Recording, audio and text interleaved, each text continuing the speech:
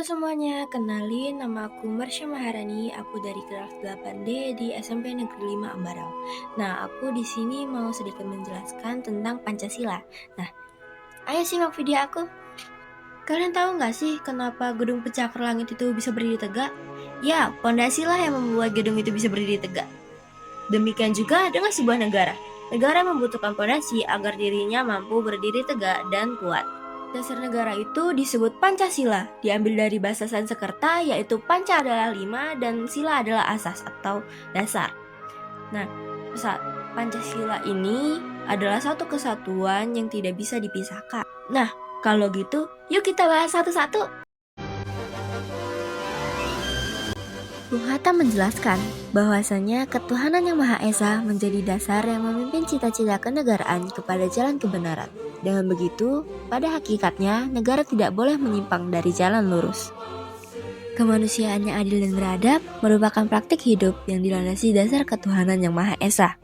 Maka dari itu, letaknya dalam urutan Pancasila tidak boleh dipisahkan dari dasar ketuhanan yang Maha Esa. Persatuan Indonesia menegaskan bahwa bangsa Indonesia adalah satu dan tidak bisa dipecah-pecah.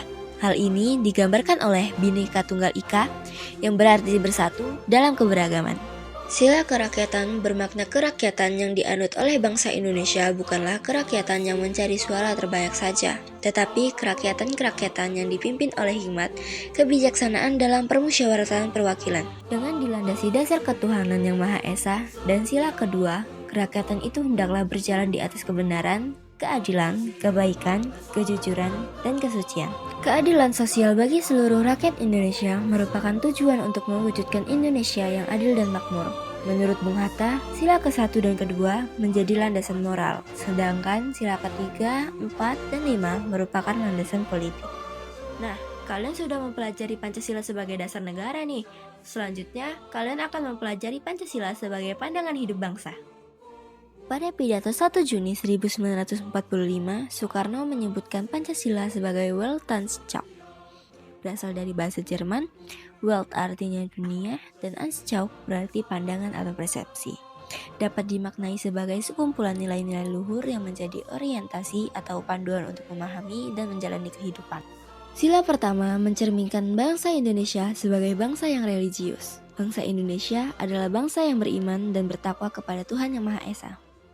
Sila kedua menjadikan bangsa Indonesia sebuah bangsa yang menghargai harkat dan martabat kemanusiaan. Bangsa Indonesia menolak segala bentuk penjajahan di muka bumi. Hal ini ditegaskan oleh pembukaan Undang-Undang Dasar tahun 1945. Sila ketiga menjadikan bangsa Indonesia sebuah bangsa yang mencintai persatuan. Para pemimpin bangsa dari kalangan Islam ketika itu dengan lapang dada bersedia mengubah rumusan sila pertama.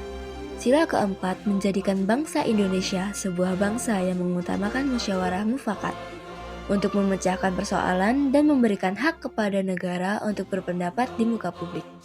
Sila kelima menjadikan bangsa Indonesia sebuah bangsa yang dermawan dan gemar berbagi. Nah, selanjutnya mari kita bahas tentang Pancasila sebagai ideologi dalam kehidupan.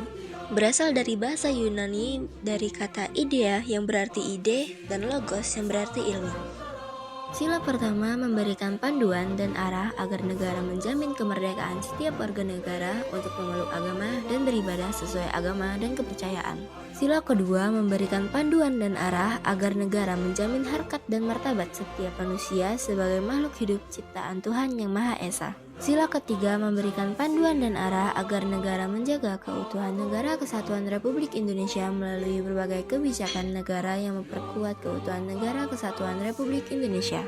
Sila keempat memberikan panduan dan arah agar negara menjamin kebebasan warga negara untuk menyampaikan pendapatnya di muka umum dengan berlandaskan nilai keutuhanan, kemanusiaan, persatuan, dan keadilan sosial.